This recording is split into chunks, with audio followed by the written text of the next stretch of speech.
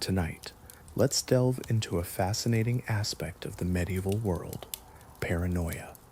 Before we begin, take a moment to like this video and subscribe, but only if you truly enjoy what you find here. I'd love to hear from you in the comments about where you're tuning in from and what time it is for you. It's always intriguing to see our global audience come together. Now dim the lights and perhaps turn on a fan for a gentle background hum. Let's embark on this journey together. Imagine you are a medieval king. What do you think is the safest thing for you to eat? The answer might surprise you. It's nothing at all. The royal kitchen was far from a sanctuary. It resembled a hazardous zone where every pot, pan, and even the smiling servants could pose a threat. The cooks weren't merely preparing meals. They were, at times, unwittingly or even intentionally engaging in biochemical warfare. Picture this scene. You enter your kitchen as the most powerful person in the kingdom. Immediately, you're enveloped by the aromas of boiling meat, burnt bread, and that one fish that should have been buried long ago. The head cook insists it's fresh, which, in medieval terms, translates to, "We've merely scraped off the flies." And this is just the beginning of the conspiracies that swirl around you. Are you ready to explore the depths of this intriguing world? Imagine a time when kings relied on tasters to ensure their safety. It sounds grand, doesn't it? But the reality is a bit darker. These tasters had the daunting task of sampling the king's meals, with their lives hanging in the balance. Surviving lunch was their only reward, while failure meant the king would simply order takeout, more soup, but from a cook who seemed less likely to poison him. Surprisingly, medieval rulers weren't just being dramatic. Poisoning was alarmingly common, a favored method for those seeking power. Why go through the trouble of war with its marching armies and financial burdens, when a sprinkle of something suspicious could end the reign of a rival? Consider King John of England. Historical accounts suggest he poisoned at least one rival, and it seems fitting. After all, this was a man who once lost the crown jewels in a swamp, so poisoning a relative might have felt like just another mundane task. The Byzantine Empire took this to another level, treating assassination by food like a competitive sport. Courtiers would exchange poisons as casually as today's children trade Pokemon cards. Some emperors didn't even bother with governance. They simply awaited their next meal, clutching their stomachs dramatically, letting the next cousin step into power. Isn't it intriguing to think about how far ambition can lead? Imagine a time when even the papal kitchens were not immune to danger. Cardinals seemed to drop dead just before elections, and chroniclers attributed these sudden deaths to the will of God, leaving little room for questions about what might be lurking in the wine. Kings, while paranoid, perhaps had every reason to be so. Each royal meal became a potential conspiracy, each bowl a hidden threat, and every spoonful a suspenseful cliffhanger. In medieval Europe, survival hinged not on bravery or strength, but rather on the loyalty of a taster who truly cared for you. The era was marked by two significant fears: anything that stirred in the woods after dark, and anything that sang while doing so. This backdrop leads us to one of the period's most tantalizing conspiracy theories: secret pagan cults nestled in the forests, engaging in forbidden rituals beneath the moonlight, likely barefoot and definitely unwashed. Villagers were convinced these groups existed. The church echoed their fears, and even local cats might have believed in their presence. Remarkably, this conspiracy was not just a figment of imagination, it was grounded in reality. But before you conjure images of robed sorcerers invoking demons, let's explore a more historically accurate picture. Imagine a handful of weary villagers slipping into the forest, their hearts heavy with hope as they chant ancient songs and burn fragrant herbs. They cling to the belief that these rituals might somehow help their failing crops. Life in medieval times is fraught with challenges. You spend half the year battling hunger and the other half bracing against the harsh elements. For those seeking solace, lighting a candle in the woods and whispering to old spirits offers a flicker of comfort. And so, they gather, not as sinister conspirators, but as clandestine support groups, united in their shared struggles and perhaps enhanced by the sweet scent of incense.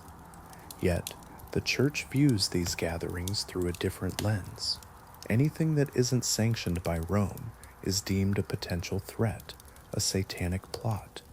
Enter the forest cult hunters, priests armed with torches and holy water, but lacking any real survival skills. More often than not, they stumble through the woods, tripping over roots, screaming at owls, and returning home with tales of vanquished demons. Occasionally, however, they uncover something genuine: stone circles still used by locals, bundles of herbs burned in peculiar patterns, and symbols carved long before Christianity took root. You might even find a group of peasants reluctant to share the secrets of their nighttime rituals. Among these secretive societies, the Benandanti from northern Italy stand out. They claim to leave their bodies at night, embarking on battles against witches to safeguard their crops. Their tales blend the mystical with the mundane, inviting you to ponder the thin line between belief and reality. Would you dare to explore the depths of these ancient practices? Imagine a time when belief and reality intertwine. The Church, expecting confessions of demonic activities, instead encounters something unexpected: medieval Avengers roleplay. In the shadows of the forest, magical healers, both women and men, employ herbs, salves, moonlit rituals, and perhaps a bit of light chanting to heal the sick. Herbalism was frowned upon unless you excelled at it. Then it was deemed devil magic. The whispers of the time are true.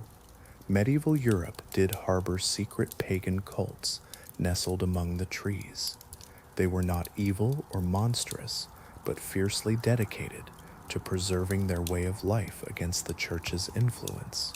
If you envision medieval monks as tranquil figures quietly copying texts and baking bread, prepare for a surprise.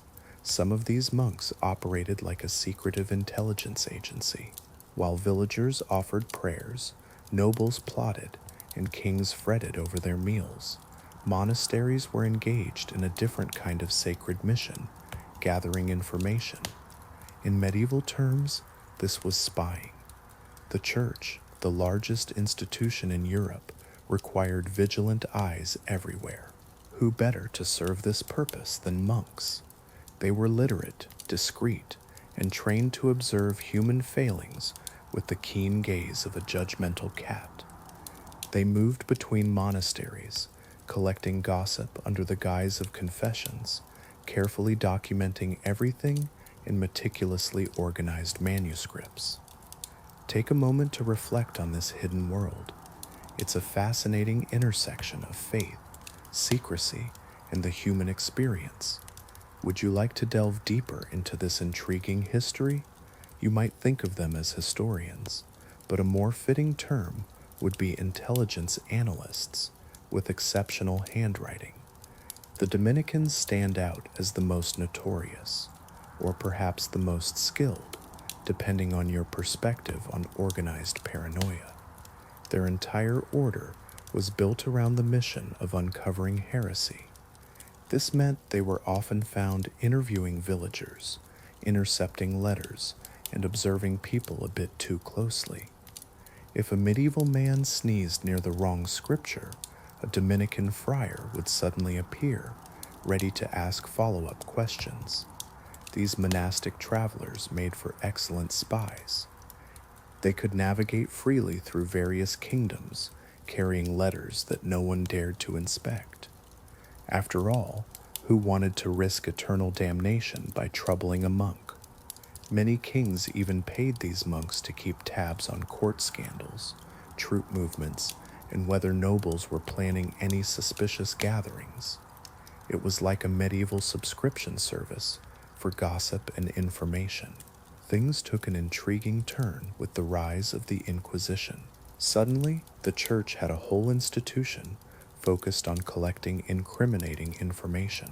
Monks conducted interviews with suspected heretics, interrogated locals, and compiled the most tantalizing rumors to pass along to their superiors. Some reports were quite serious, detailing political uprisings, illegal pagan rites, and hidden rebellions. Isn't it fascinating how the thirst for knowledge and power intertwines throughout history? Imagine a time when whispers filled the air like the rustle of leaves in a quiet forest. In this world, Brother Gregory, a monk, shares tales that sound more like gossip from a medieval magazine. He reports seeing the shoemaker's wife under the cover of night, carrying herbs that raise eyebrows. Could she be a witch? The intrigue deepens, suggesting that further observation is necessary. While not every monk took part in this web of espionage, enough did that the villagers began to notice. They murmured among themselves, convinced that the monasteries held the keys to every secret. And they were right. A single monk could stroll into town, purchase a loaf of bread, and with just a few polite questions, uncover more about your marriage than you might even know yourself. Yes, this network of information was very real. Beneath the surface of chanting prayers and flickering candlelight, medieval monasteries operated a vast system of surveillance and secrets that spanned the continent. Unlike many institutions of the time, this one functioned remarkably well. Surprisingly, the most formidable weapon during the Middle Ages wasn't a sword, a crossbow, or even a dish of poisoned stew. No, it was a monk with an exceptional memory. If you were to ask a medieval European about the Knights Templar, you might hear hushed remarks about their secretive ways, guarding treasures, hoarding secrets, worshipping enigmatic figures, influencing kings, even intimidating the Pope. They were said to be inventors of banking and conjurers of dark forces. Medieval society thrived on dramatic conspiracies, and the Templars became their favorite subject. As you reflect on this, consider how the shadows of history often hold more than we can see at first glance. Would you like to explore this further?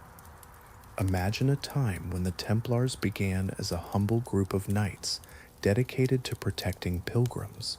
Their mission was noble and admirable. However, as time passed, they faced an unexpected twist of fate. They became remarkably successful.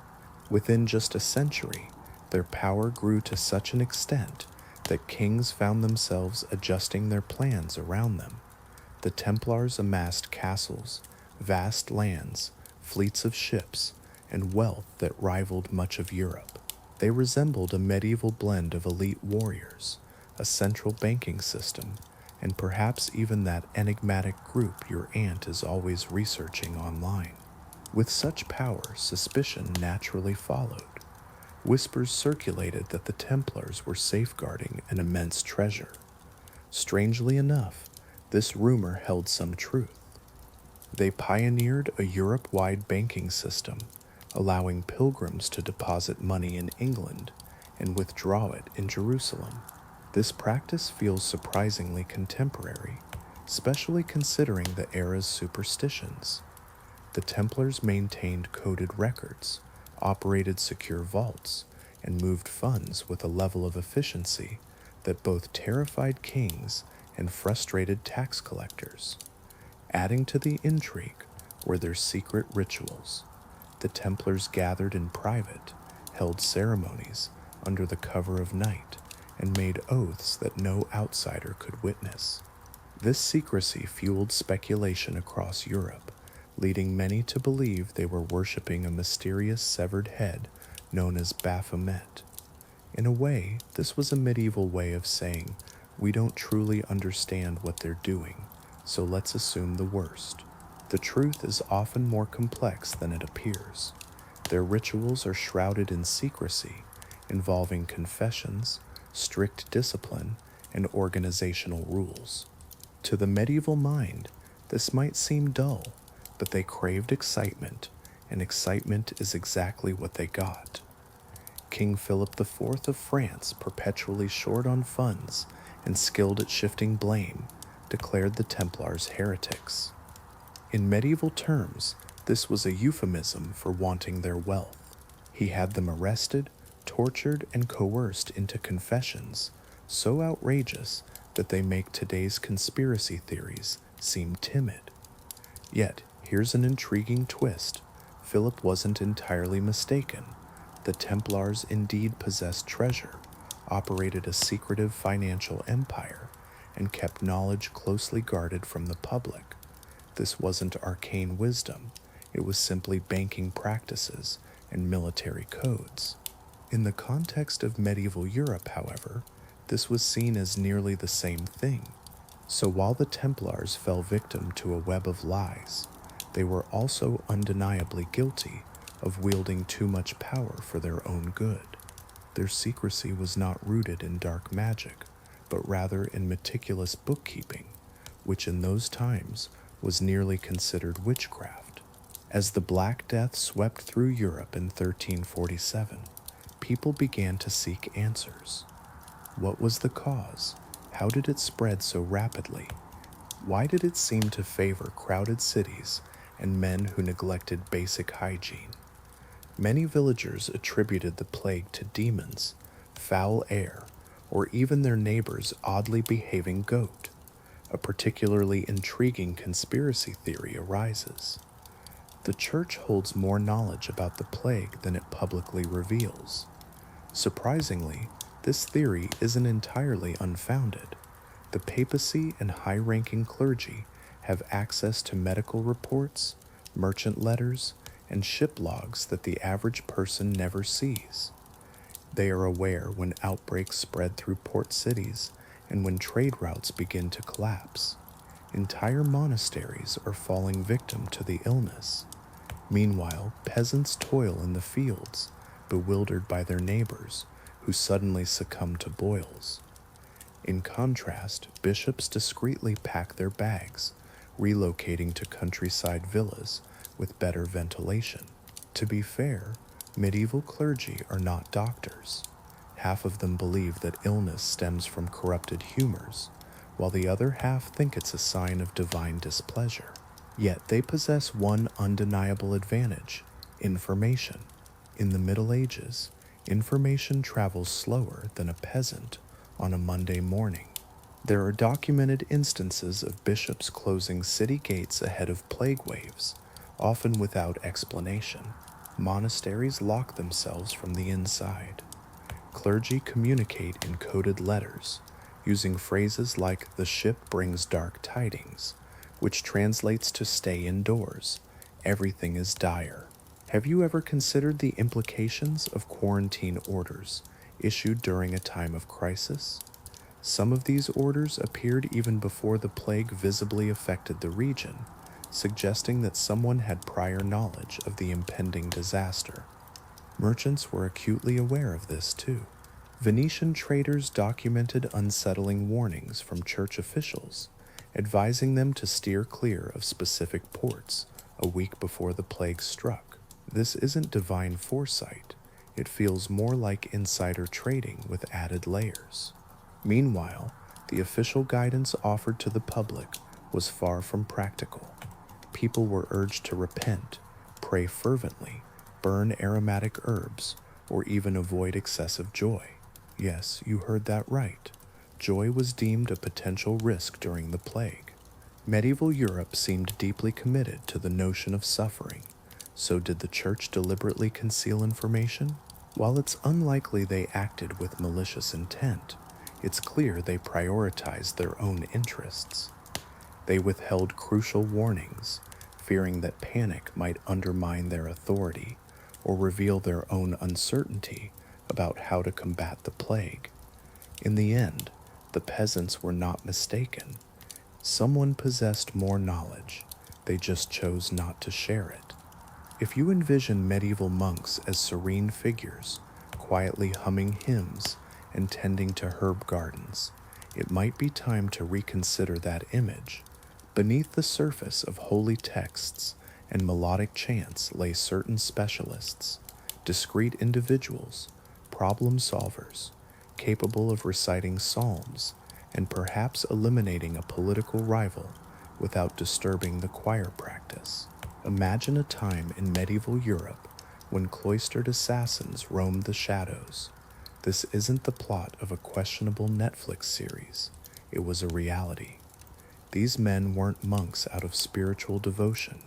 They chose the monastic life for the shelter, food, and legal protection it offered, allowing them to travel across kingdoms without raising suspicions about their unusually heavy bags. Monastic robes served as the medieval equivalent of an all-access VIP pass. Now, who would hire these so-called holy hitmen? Nobles, of course, the same individuals who were already scheming to poison one another's meals. When a noble sought to have something discreetly handled, they didn't call upon a knight. Knights were loud, boasting about their exploits, often tripping over their own armor. Instead, they sent a brother, someone who wouldn't raise questions. These monks were typically lay brothers, tasked with manual labor rather than the more scholarly duties of copying manuscripts. They possessed strong arms, minimal witnesses, and a perfectly reasonable excuse for their travels. "I'm just collecting arms," they would say, with nothing suspicious about it, except perhaps the dagger concealed beneath their robes. Historical chronicles may not overtly acknowledge the existence of these men, but they leave behind a trail of clues, and those clues are far too abundant to ignore. A noble meets an untimely end under mysterious circumstances. A political rival unceremoniously tumbles from a window. A once stubborn landowner suddenly finds repentance, donates all to the church, and then disappears without a trace. Monks begin to write letters, expressing concern about fellow brothers who disregard the monastic code. This is a subtle way of saying someone keeps sneaking out at night, and their destination remains a mystery. There are even reports of monks being discovered with weapons, disguises, or heretical correspondence, yet none of them confess. Monks possess remarkable poker faces, often suggesting that any accusation against them is an affront to God himself. Kingdoms turn a blind eye because monasteries resolve issues quietly with minimal disruption. Villagers in medieval times whisper that some monks pose a greater threat than their sermons might imply, and in this case, they are absolutely correct. Behind the flickering candlelight and the recitation of psalms, certain monasteries shelter men who are capable of praying for your soul while simultaneously sending you to meet God much sooner than expected. When people think of witch hunts, they often picture the 1500s and 1600s, bonfires, pointed hats, and angry men shouting about Satan lurking in their goats. Yet the reality is that secret witch hunts were already underway long before they became the norm. Imagine a time in medieval Europe when the air was thick with anxiety, long before the Renaissance brought its light. People were already feeling a deep-seated fear about the unknown, and for good reason. Whispers filled the villages about wise women who gathered herbs under the cover of night. These weren't the mythical sorceresses flying on broomsticks. They were the local healers, midwives, and the unofficial caregivers of their communities. When illness struck, and the coin wasn't there for a doctor, who often recommended bleeding as a cure, these women became the go-to figures. They held knowledge of plants, remedies, poisons, childbirth, and even the art of easing a husband's headache. sometimes with lasting effects. Their wisdom was invaluable, yet it raised eyebrows among church authorities. In those times, knowing too much could feel like a crime. In the shadows of suspicion, a kind of conspiracy theory emerged. Villagers imagined these women as part of a secret network, sharing knowledge that was deemed forbidden, all beneath the moonlight. Herbs transformed into coded messages, knotted cords became symbols of protection, and midnight meetings morphed into strategic gatherings. While it may sound like a tale spun from the pages of a storybook, there was truth in it. Healers did form networks, quietly teaching one another, passing down ancient knowledge, and sharing potent remedies, all to avoid the church's wrath and the dreaded label of witchcraft. As you reflect on this, consider the resilience and resourcefulness of these women. Their legacy, shrouded in mystery, invites us to explore the depths of human knowledge and the lengths to which people will go to preserve it. Would you like to delve deeper into this fascinating history, or perhaps take a moment to ponder its implications? Mistakes were often made. Some women managed to cure ailments that the church could not. Others predicted storms more accurately than the priests. Some even used love potions to mend broken marriages, clearly defying several commandments. This led many to believe they were in league with Satan. When livestock perished, the healer was blamed. When crops failed, fingers pointed to the healer. If your husband left to join the Crusades because you kept reminding him about the chamber pot, surely the healer had cast a spell. Yet, beneath the hysteria, there was a grain of truth to the conspiracy. Secret gatherings of magical practitioners did exist. However, their magic was often just science, herbs, and accumulated knowledge. In a world steeped in superstition, competence appeared supernatural. Thus, medieval villagers began their witch hunts long before any official guidelines were established. They brought accusations in local courts, interrogated women in barns, and even attempted to drown them in rivers. These early witch hunts were disorganized and chaotic, yet tragically real. The irony is striking.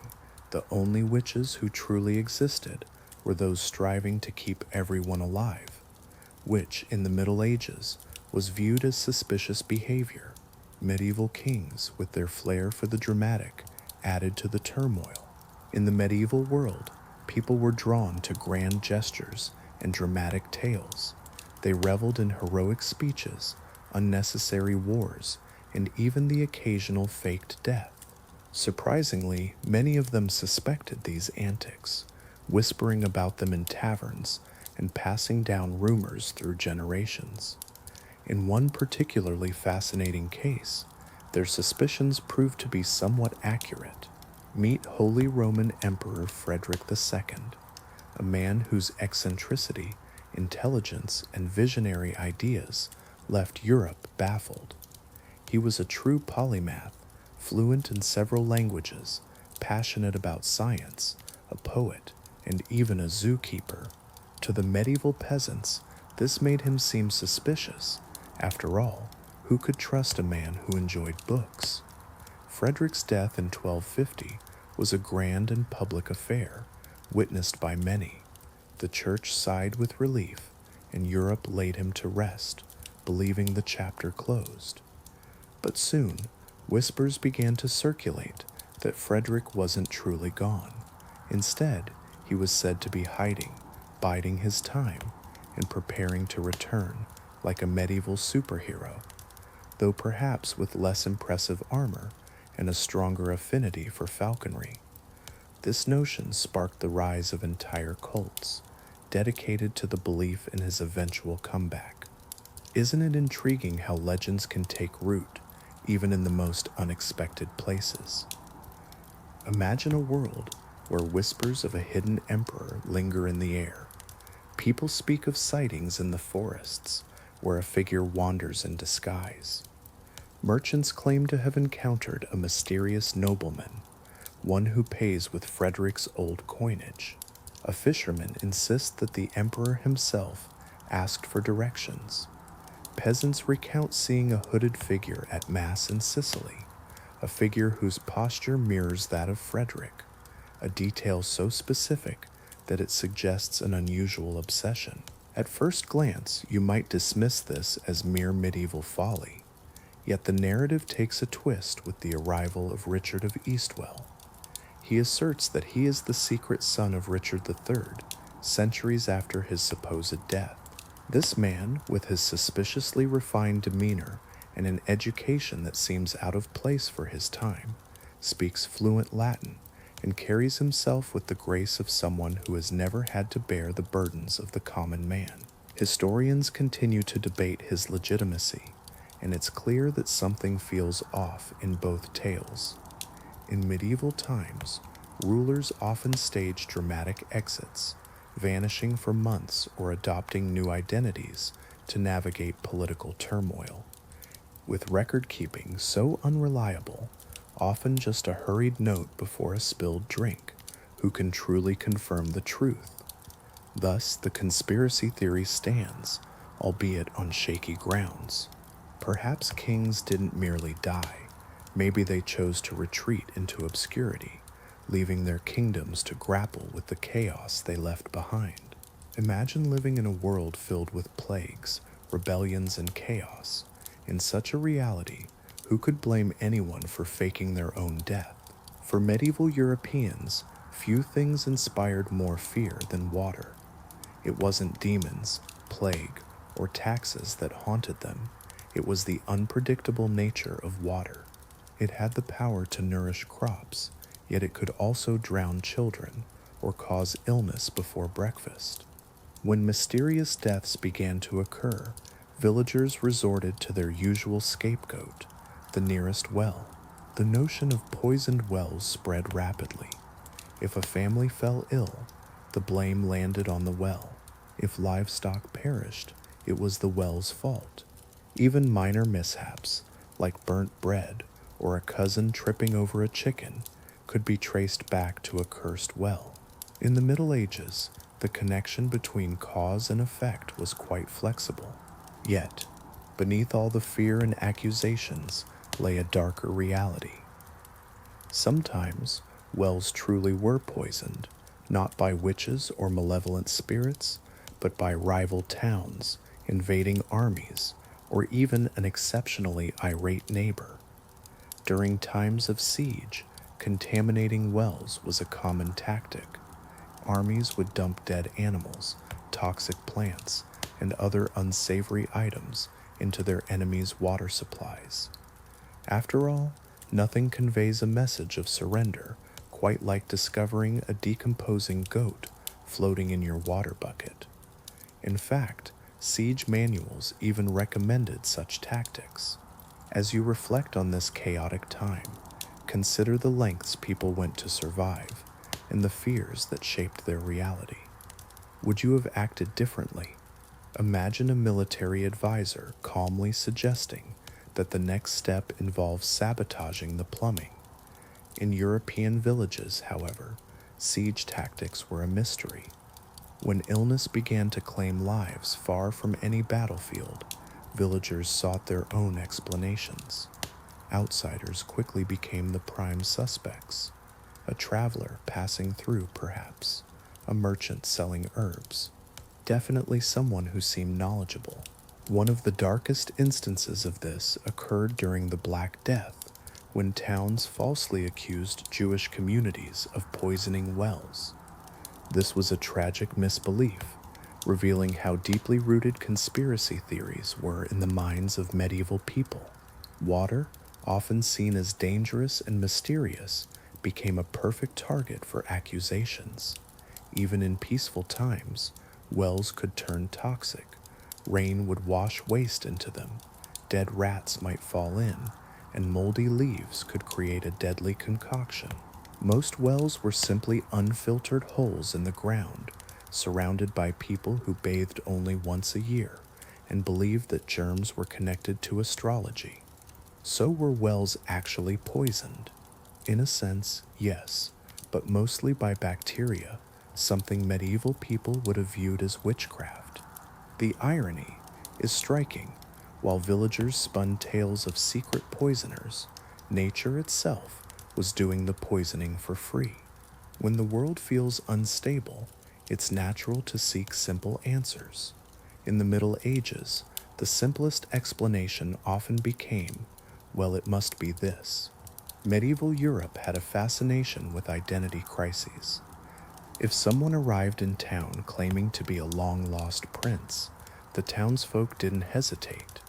They celebrated with feasts, debated lineage, and even sharpened pitchforks just in case. This wasn't merely a sign of gullibility, though that certainly played a part. It was because royal impostors were not uncommon. In a time without photography, fingerprints, or even consistent spelling of names, identifying someone was largely a collective guess. Did he appear noble? That was the medieval equivalent of a background check, and looking noble usually meant having all your teeth and not reeking of onions. One of the most intriguing cases is that of Richard of Eastwell. Local tales suggest that in the 1400s he emerged in Kent, claiming in a soft and mysterious manner to be the secret son of Richard III. That was a bold assertion. Yet he showcased skills that no ordinary peasant would possess. He could read Latin, write beautifully, and wield utensils with grace. And he didn't flinch when taxes were brought up, a rather suspicious behavior indeed. In medieval England, a fascinating story unfolds, one that remains shrouded in mystery. Although he never openly confessed, whispers and hints surrounded him, and the dramatic flair of the era ensured that people believed his tales. Even centuries later, historians find themselves tangled in debates about his origins, as the details seem almost too perfect. And the records from that time were often scant and unreliable, leaving the door wide open to speculation. But he wasn't the only one caught in this web of intrigue. Medieval Europe was rife with claims of resurrected royals. Take, for instance, Anastasia of Poland.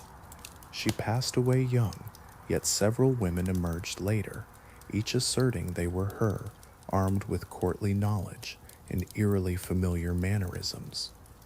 This led to wars waged over the question of her identity, as factions clashed, proclaiming, "That's definitely her," despite having no idea what she truly looked like. Interestingly, not every supposed impostor was a fraud.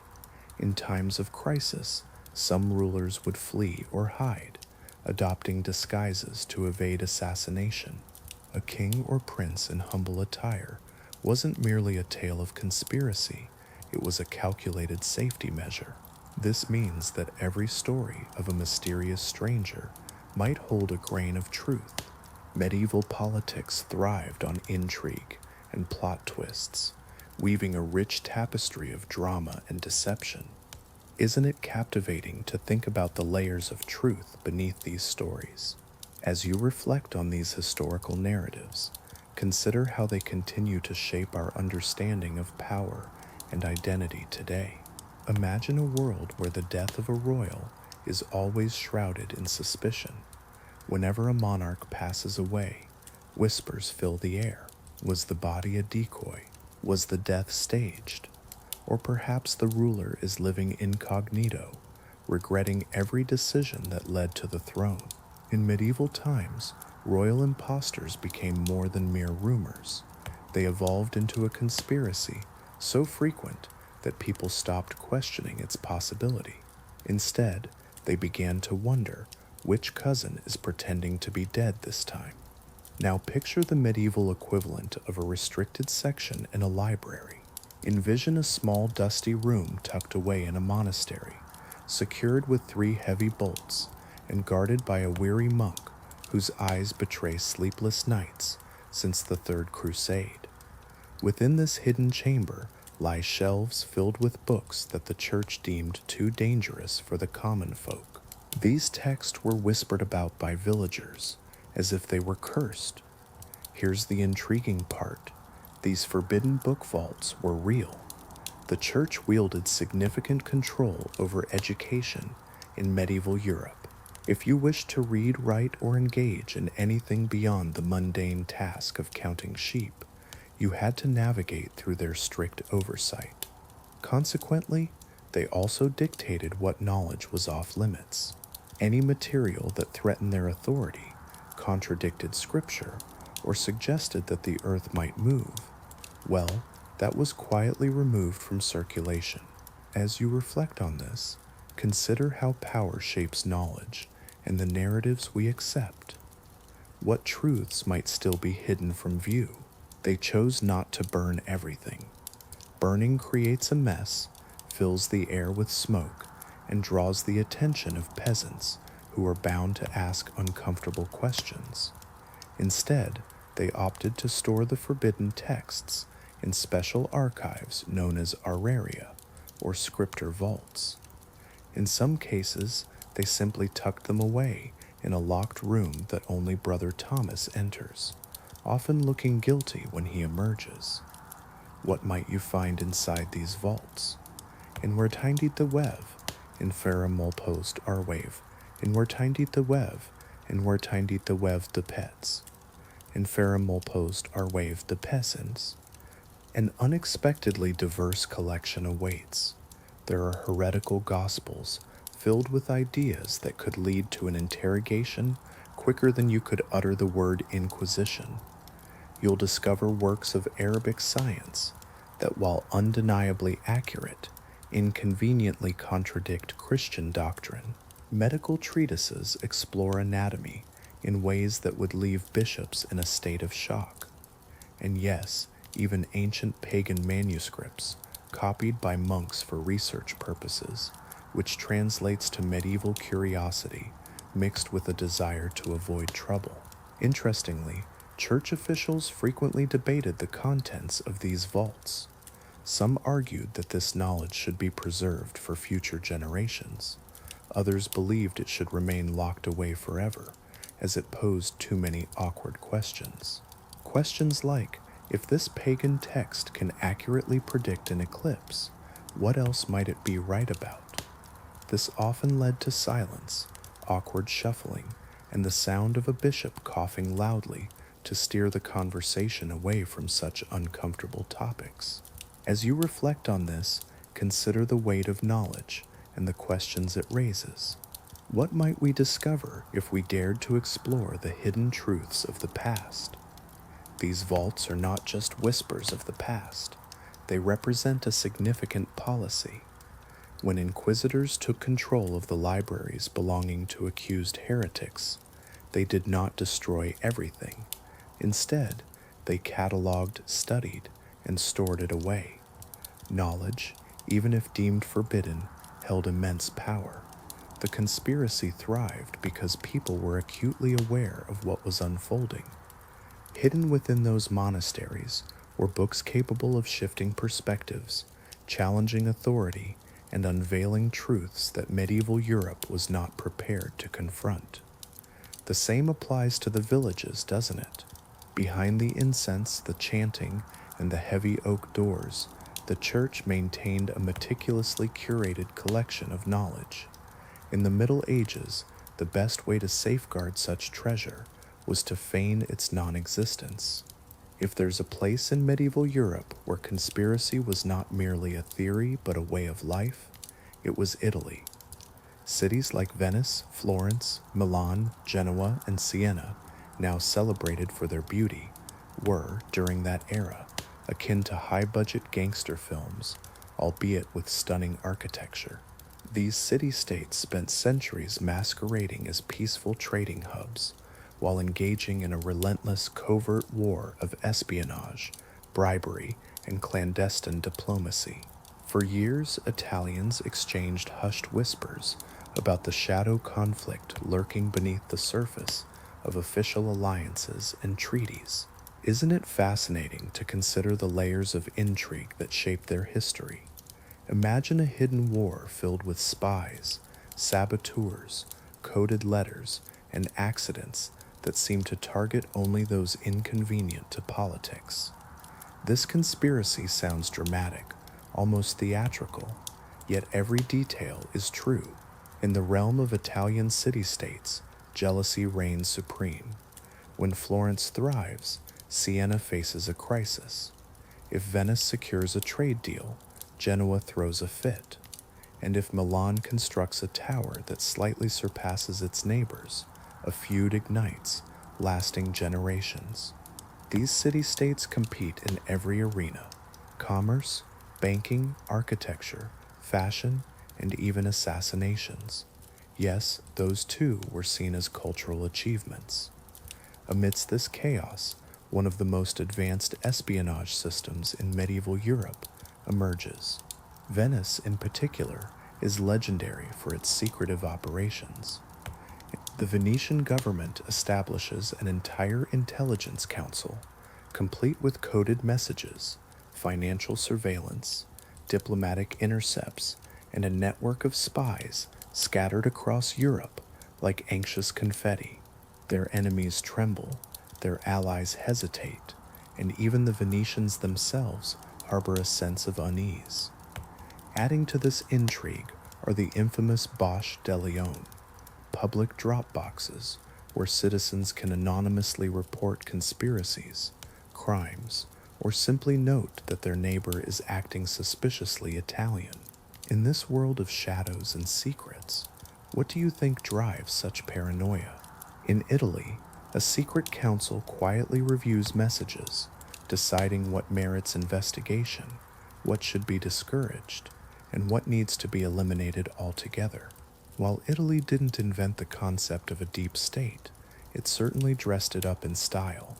Florence, for instance, operated its own intricate spy network run by the Medici family. With their immense wealth, they could have bought honesty itself, yet they might have shrugged it off with a casual, maybe later. In Florence, bribery and banking manipulation were the norms. Meanwhile, Milan thrived on intimidation, Genoa focused on naval sabotage, and Siena pretended to be uninvolved while orchestrating its own schemes. This led to a silent, ongoing war. No armies marching, no banners unfurling. Instead, merchants vanished without a trace, letters were altered, alliances crumbled overnight, and treaties mysteriously went up in flames. So yes, those conspiracy theorists had a point. Italy was not just engaged in battles, it was embroiled in every conceivable conflict, all conducted with a quiet elegance. Long before the Da Vinci Code sparked a frenzy over hidden bloodlines and secret families, medieval Europe was already captivated by tales of sacred lineages, concealed heirs, and scandalous genealogies. It's fascinating to think about the depth of intrigue that existed, isn't it? The conspiracy unfolds simply. Noble families often claim descent from sacred or royal ancestors, and they go to great lengths to conceal the evidence. Villagers share hushed whispers about these secrets, while nobles staunchly deny them. Chroniclers capture these tales with the enthusiasm of those who prefer gossip over true journalism. Intriguingly, some of these stories hold a kernel of truth. In medieval Europe, legitimacy is paramount. You cannot lead a village, let alone a kingdom, without brandishing your family tree like a revered artifact. Yet, family histories during this era are tangled and complex. Affairs occur, wars break out, and occasionally a mysterious child appears during a pilgrimage. People choose to look the other way, maintaining a facade that is both polite and deeply suspicious. To navigate this messy reality, nobles devise a clever solution. They hide the less than flattering branches of their lineage and amplify the noteworthy ones. Suddenly, it seems that half of Europe's noble families can trace their lineage back to Charlemagne. If these claims were accurate, Charlemagne would have fathered an astonishing 4,000 children. Others boast connections to Trojan ancestors, Roman emperors, or even King David. Medieval genealogists are not historians, but rather imaginative writers wielding quills. Yet beneath the facade of these exaggerated claims, genuine hidden bloodlines do exist. Letters uncovered centuries later tell stories of illegitimate royal children quietly placed in monasteries, foster homes, or remote estates with the vague instruction, raise this boy and do not ask questions. Some of these children resurface, while others remain lost to time. Imagine uncovering a family secret that turns your understanding of history on its head. Some descendants have found out, after 500 years, that their great-great-grandmother was not just a peasant. Instead, she was the hidden daughter of a duke with a penchant for scandal. Take the captivating example of the Capetian dynasty in France. This powerful family discreetly supported various noble houses for generations, often linked to lost royal infants. Meanwhile, English chroniclers were busy documenting hidden heirs living under assumed names during times of civil strife, waiting for the perfect moment to reclaim the throne, though in many cases that moment never arrived. And then there's the role of the church. Monks sometimes jotted down annoyed notes, remarking, "Another noble child has been entrusted to us." Origin. This was their medieval way of saying, "Someone has left us a baby, and we have no idea who it belongs to." So was there a conspiracy surrounding these holy bloodlines? Absolutely, but it wasn't because they were sacred. They were kept secret due to the scandalous affairs, hidden heirs, and swapped identities that thrived behind the imposing walls of castles. Medieval Europe had more than enough royal intrigue to fill the pages of history, far beyond any mythical tales of Christ's descendants.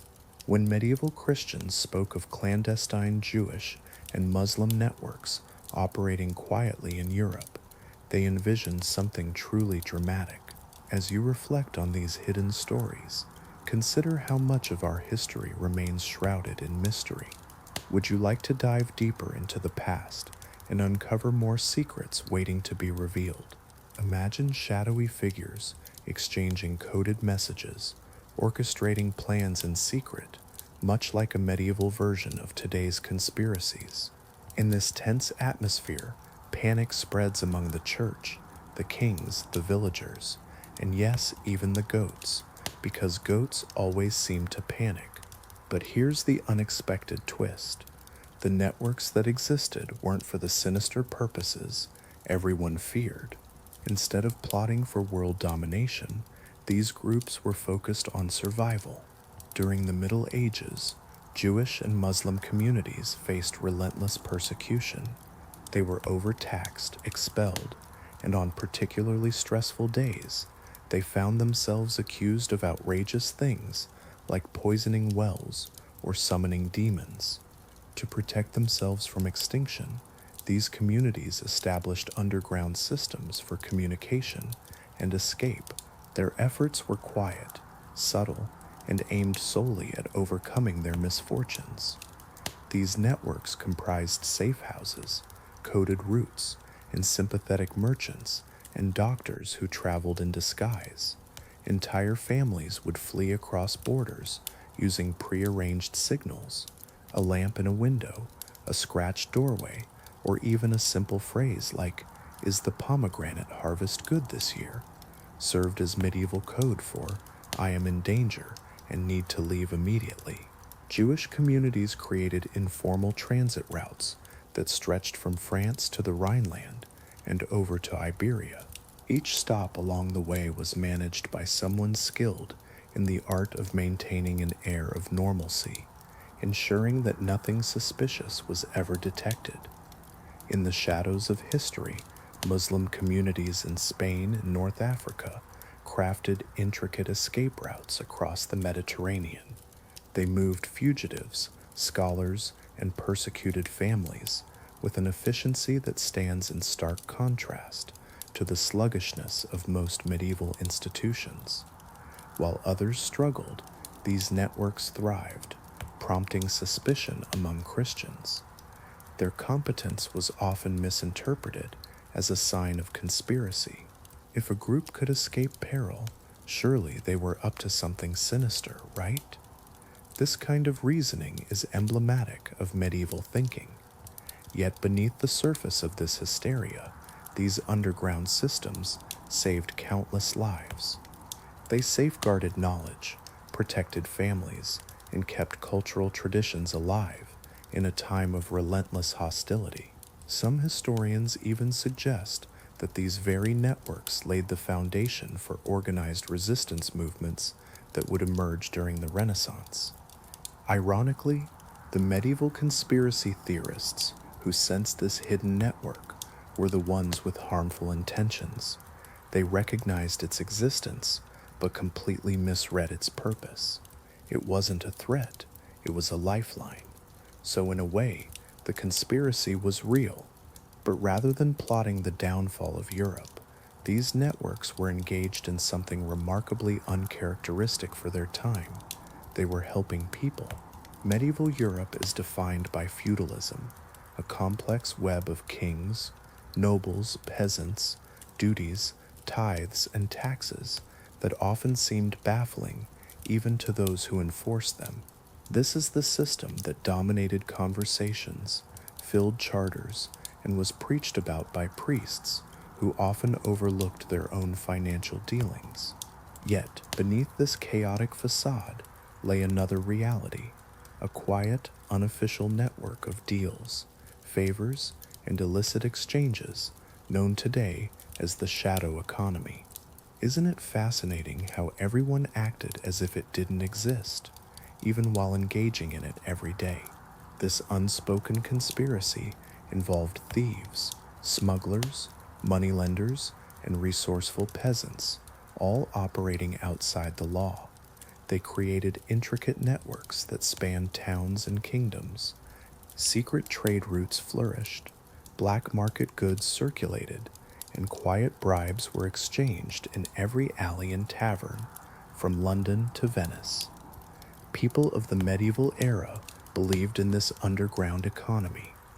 They shared stories about it, warned their children of its dangers, and drew dramatic lines in the sand to signify how sinful it could be. As you reflect on this, consider the complexities of human nature and the lengths to which people will go to navigate their realities. You might find it fascinating to explore the world of thieves' guilds in medieval times. Yes, they truly existed, but they didn't wear uniforms. Instead, they carved out territories, resolved disputes, and even imposed penalties on independent thieves who dared to break the unspoken rules of their trade. In a time when law enforcement was largely ineffective, these guilds functioned almost like an HR department for criminals. Then there were the unofficial moneylenders, often found operating in the shadowy corners of taverns or monasteries.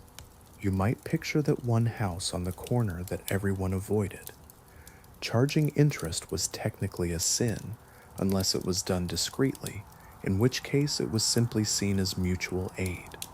Smuggling was rampant, touching everything from salt to wine, grain to wool, and even ink and iron. If something could be taxed, you can bet there was someone risking it all to smuggle it. The king's tariffs, they were more of a polite suggestion, often ignored. Entire villages seemed to mysteriously lose shipments just before tax collectors arrived, only for those goods to reappear moments later in the barn of someone like Petro, who claimed he found them on the road. Markets were rife with their own conspiracies.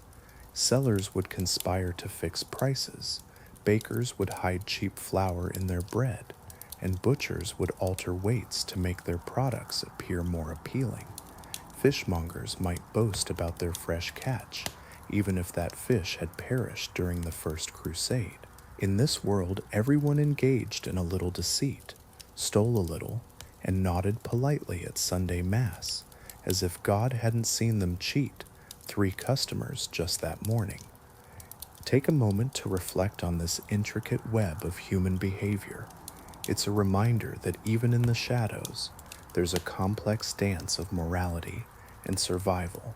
Would you like to continue exploring this intriguing past? Or perhaps take a moment to rest? The medieval shadow economy was indeed a reality, thriving quietly in the background. Surprisingly, the real mystery isn't its existence, it's that so many chose to ignore their involvement. As night falls in Keying, it arrives gently, like silk draping over the city. Yet the pleasure quarters remain vibrant, never truly asleep. When the sun dips behind the palace rooftops and merchants shutter their shops, an alternate world stirs to life.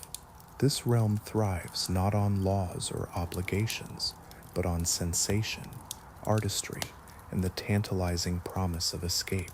Lanterns flicker to life, their gentle flames shielded by shades of red gold and soft jade. The entire district soon radiates like a small constellation brought to earth, shimmering above cobblestones polished by countless wandering feet. As you walk through the first archway, you notice the world transforming around you. The clamor of daytime markets fades, replaced by the delicate sounds of zithers, rhythmic tapping of wooden blocks, and laughter wafting through silk curtains. Tea houses open their doors with a sense of quiet pride, each offering a unique ambiance. Some invite you into peaceful, scholarly corners, while others buzz with energy, filled with actors rehearsing their lines for the evening's performances. It's a world alive with possibilities, waiting for you to explore. How does that make you feel? The air is rich with the aroma of roasted barley tea, sweet pastries, sandalwood incense, and a hint of plum wine. Kaifeng's floating world captivates not only with its beauty, but with its enchanting illusion. Once you step inside, time seems to unravel. Scholars, who usually immerse themselves in ancient scrolls, find inspiration to share new poetry. Government clerks, weary from endless paperwork, seek a few hours of elegance. Even wandering monks pause at the entrance, quietly observing as if they've crossed into another realm. The streets twist like painted ribbons, each turn revealing a new wonder. A puppeteer entertains a circle of children, while a masked performer perfects acrobatic feats. Behind delicate screens, courtesans prepare their hairpins, calligraphy sets, and embroidered robes. Everything pulses with movement, music, and anticipation, all contained within a tranquil, dreamlike order. Visitors often describe entering Keong's pleasure quarters as stepping into a painting, a place untouched by harshness or haste. Laughter is gentle, music is soft and rounded, and the warm lantern light casts a poetic glow on passing faces. This world feels both real and unreal, purposefully crafted to soothe your mind, spark your curiosity, and allow you to feel, even if just for an evening, completely weightless. Imagine a place where pleasure is neither loud nor crude. Instead, it's refined, thoughtfully arranged, and wrapped in artistry. This is just the beginning of your journey. If the entrance to Kifeng's floating world is like a soft breath, then its tea houses pulse with life, steady, warm, and endlessly inviting. These tea houses line the district like polished jewels, each possessing its own unique character, while sharing a deep devotion to refinement. Some are modest, adorned with bamboo blinds and simple clay pots. Others shine with lacquered pillars, jade green tiles, and intricately carved screens depicting cranes, plum blossoms, or scenes from cherished operas. Together, they create a delicate corridor filled with light and enticing aromas, drawing newcomers deeper into the quarter. As you step into a tea house, you enter an atmosphere woven from ritual and intimacy. The first sensation that greets you is the scent, perhaps toasted barley, chrysanthemum petals, or the fragrant osmanthus blossoms. You might even catch a hint of the deeper, earthier warmth of aged bricks. Servers glide between silk cushions and low wooden tables, moving with practiced grace, carrying trays of steaming cups arranged like miniature constellations.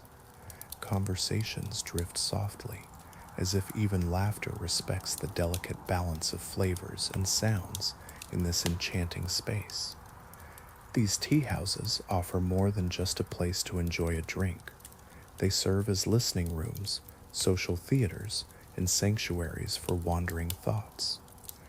Here, scholars gather to engage in lively debates about poetry and philosophy, challenging each other with verses hastily scribbled on fresh scrolls. Aspiring officials discuss their exam prospects, feigning calm while masking their anxiety. Merchants negotiate deals with layers of polite formality, and soldiers passing through the capital find a moment of peace before returning to harsher duties. Yet, the true allure of these spaces lies in the performances of the courtesans. Unlike women from brothels, these artists are celebrated for their mastery of subtlety. They recite poems with gentle clarity, play zithers whose strings shimmer under the soft glow of lamplight, and create calligraphy so fluid it appears to breathe. Their presence doesn't overwhelm the room. Instead, it shapes it, each movement balanced and deliberate. Visitors often sense a secret rhythm within the tea houses.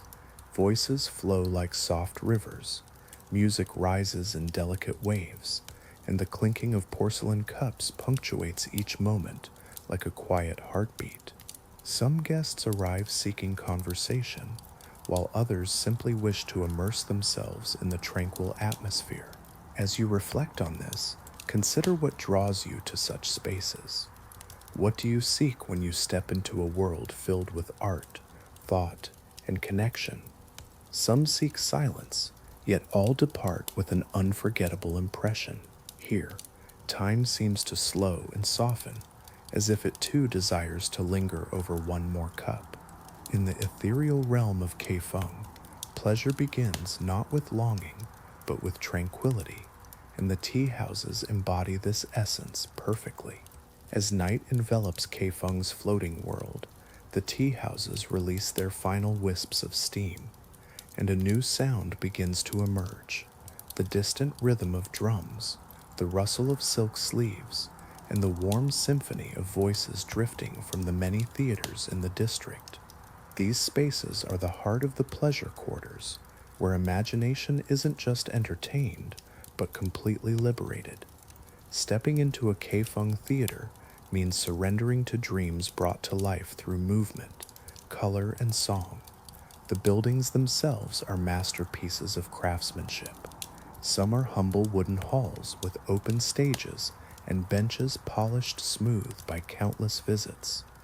Others rival the grandeur of temples, showcasing intricately carved rafters, dragon-adorned beams, and facades adorned with scenes from ancient tales.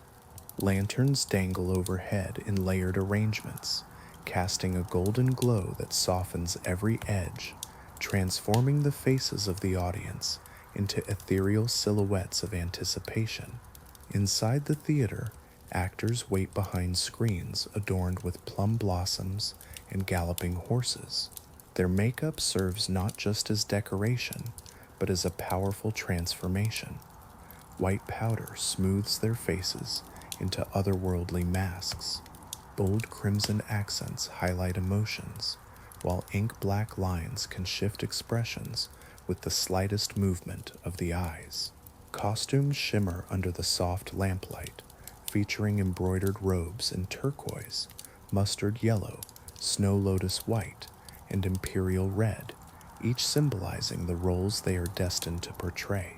The performances unfold like a beautiful tapestry, weaving together poetry, martial arts, dance, and music. A single gesture of a silk sleeve can convey deep heartbreak, while the swift twirl of a sword creates tension reminiscent of a sudden gust of wind. Musicians are positioned to one side of the stage, plucking zithers, striking wooden clappers, and coaxing long, trembling notes from bamboo flutes. Stories from the past spring to life, featuring generals torn between duty and love, spirits haunting the mortal realm, and lovers separated by family honor. Immortals descend from clouds painted on the backdrop, adding to the mystique. For the audience, the theater provides an escape of the purest kind. Merchants momentarily forget their ledgers, and scholars set aside their exams, captivated by the world unfolding before them. As you wander through the vibrant streets, you may forget your fatigue. In the pleasure quarters, a captivating story has the power to lift you from the weight of everyday life, transporting you to another realm. When the final note fades and the lanterns dim, guests emerge slowly, almost as if waking from a shared dream. Stepping back into the glowing streets, Keong's floating world feels even more enchanting, as if the magic of the performances lingers in the night air. In the heart of this floating world, beyond the tea houses and theaters, reside the figures who embody the district's deepest allure, the courtesans. They are far more than entertainers or companions. They are artists in every sense. Trained from childhood in poetry, music, painting, etiquette, and the delicate art of emotional presence, meeting a renowned courtesan is like encountering refinement itself, shaped into human form. Their homes, known as Huayuan flower pavilions, stand quietly behind intricately carved wooden gates. Some are small and intimate, filled with soft cushions, shelves of inkstones, and vases of seasonal blossoms, which change daily at the hands of attentive servants. Others are grand, featuring inner courtyards, koi ponds, and moon gates, through which lantern light drifts like floating petals. Take a moment to imagine this world. What emotions does it evoke for you? Imagine stepping into a world where each pavilion is infused with the delicate scent of incense, cosmetics, and freshly brushed silk. This creates an atmosphere filled with tranquil anticipation. The allure of a courtesan begins long before she utters a word. Her very presence is an art form. Her hair is elegantly styled, smoothed with fragrant oils, while her silk robes are dyed in colors that enhance her natural beauty. Pale lilac, lake blue, and lotus white, adorned with subtle silver or gold threads, dance softly as she moves. When she takes a seat, her posture radiates a profound understanding of stillness. But what truly captivates is her expression. A courtesan can recite a Tang poem with such clarity that each syllable feels like dew, gently falling. She paints calligraphy with strokes so fluid they seem to ripple like water.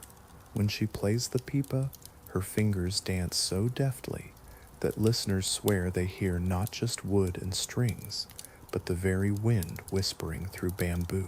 Her conversations flow with a gentle rhythm, always attentive and thoughtful, never rushed.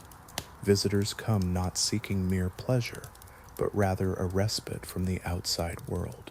Scholars engage in discussions about verses, leaving with newfound inspiration, while officials, weary from the burdens of politics, find solace in her patience and wit.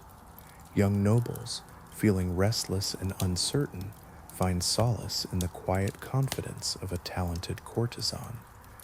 An evening spent in this enchanting space can feel like stepping into a sanctuary where burdens dissolve and calmness takes their place. Yet, beneath the elegance lies a deeper truth. The life of a courtesan demands discipline, artistry, and resilience. Their refinement is not a mere accident, it is the result of dedicated craftsmanship. For those who enter their pavilions, the experience becomes unforgettable. a moment suspended between reality and beauty, cradled gently in graceful hands. Beyond the flower pavilions, in the shadowy alleys of Keong's floating world, stand establishments that blend artistry with intimacy. These refined brothels are known for their elegance, not excess. They are not places of hurried indulgence, but carefully curated sanctuaries where desire is softened by ritual, conversation, and cultivated charm. Even the entrances speak of restraint. Carved wooden doors, silk banners fluttering in the breeze, and lanterns casting a warm glow promise companionship wrapped in grace. Inside, the air is infused with a delicate mix of incense, powdered sandalwood, and the faint sweetness of plum blossoms arranged in porcelain vases. Take a moment to imagine this world, the beauty, the artistry, the calm. Wouldn't it be wonderful to step into such a sanctuary? Imagine stepping into a room adorned with folding screens, each painted with serene cranes or majestic mountain scenes, their colors softly muted by the flickering candlelight. Low tables are set with calligraphy brushes, wine cups, and instruments, all waiting patiently for the evening's performances. The arrangement invites you to take a deep breath, quieting any restless thoughts and preparing you for a different rhythm of the night. Here, the women of these houses excel not merely in artistry, but in weaving emotion and comfort. They greet you with soft voices, practicing a gentle warmth that guides conversations with an intuitive understanding of mood. Your troubles are never dismissed. Instead, they blend seamlessly into the warm atmosphere, becoming part of the evening's unfolding narrative. Wine flows, but sparingly. It is never meant to dull your senses. Rather, it loosens the stiffness, creating space for genuine presence. You might find yourself savoring honeyed plum wine, chrysanthemum-infused rice wine, or delicate pear liquor, each poured into small translucent cups. The servers glide silently among the guests, refilling your cup only when it reaches its final sip, as if they can read your mind rather than simply watching for gestures. What often surprises newcomers is the emphasis on connection over physicality. In this space, the true essence of the evening lies in the bonds formed, the emotions shared, and the comfort provided. Would you like to delve deeper into this enchanting world? Imagine a night where the air is filled with the soothing sounds of gentle songs, perhaps played on a peeper as you gather beneath the soft glow of lantern light. Here, stories flow like water, each moment steeped in intimacy, reminiscent of calligraphy, deliberate and mindful strokes that unfold gradually. In this refined space, weary officials, lonely scholars, and travelers far from home find something essential, a sense of being truly seen, not as titles or burdens, but as individuals. The women here, masters of empathy and subtlety, cultivate an atmosphere where vulnerability is met with grace. When you finally step back into the softly illuminated streets, the world feels lighter. Desire hasn't overwhelmed you. Instead, it has embraced you, transformed into gentle companionship by the quiet artists of this floating world. Yet, beyond the laughter and music lies a hidden side of Kaifeng's floating world. Few visitors are privy to the secret gardens and moonlit retreats reserved for the truly trusted, the discreet, or the exceptionally fortunate. These secluded courtyards, woven into the pleasure quarters like secret threads, serve as quiet sanctuaries where the night deepens and the world softens into something intimate and dreamlike. Would you like to linger in this space a little longer, or perhaps explore more of its hidden wonders? Imagine stepping through a narrow passageway where bamboo whispers softly in the gentle breeze. A simple yet elegant carved gate opens into a courtyard, illuminated by the soft glow of the moon. Here the clamor of the city fades into silence, as if captured by invisible hands. The air turns cool, filled with the sweet scent of night-blooming jasmine and damp stone, replacing the familiar aromas of incense and wine. These gardens are crafted with intention, not to dazzle with grandeur, but to offer solace through harmony. Small koi ponds mirror the moonlight, their surfaces occasionally rippling as fish glide gracefully beneath the protective lotus leaves. Rock formations are arranged with the same care found in classical art, each stone selected not for its size, but for its ability to create balance within the space. Pebbled paths curve gently, avoiding straight lines, inviting you to wander rather than rush to a destination. Pavilions stand at the edges, their lattice windows glowing softly with candlelight. Inside, low couches are adorned with embroidered cushions, and scrolls lay open on lacquered tables. Teapots send up steady curls of steam, filling the air with warmth. These retreats are designed for quiet conversation, unhurried reflection, and the kind of companionship that thrives without the need for performance. Take a moment to breathe in this serene atmosphere, allowing it to envelop you. Would you like to linger here a little longer? Courtesans often invite their closest patrons to these hidden gardens, not for intimacy in the usual sense, but for something much rarer, sincerity. In this secluded space, away from the scrutiny and expectations of the district, masks naturally fall away. Officials share their doubts, scholars confess fears that exams never allow them to voice, and wanderers unveil stories that the roads have compelled them to keep hidden. Women skilled in sensing the undercurrents of emotion listen with a patient awareness. At times, a peeper is played so softly that the notes seem to float in the air rather than echo. Other moments are filled with silence, as two people share a comfortable space, watching the lantern light tremble on the pond's surface. And when the moon is high and the scent of jasmine is strongest, guests might feel as if they have completely stepped outside the world. These gardens are the quiet heart of the floating world, where pleasure transforms into peace, and where the night itself appears to pause and listen. In Qiang's floating world, music and calligraphy are more than mere pastimes. They are languages, refined expressions that reveal the inner rhythm of the night. While visitors often arrive seeking conversation, comfort, or performance, many find themselves unexpectedly enchanted by these quieter arts. They form the backbone of the district's emotional landscape, turning fleeting evenings into memories that linger like ink on silk. Music drifts through the pleasure quarters, a gentle breeze that fills the air.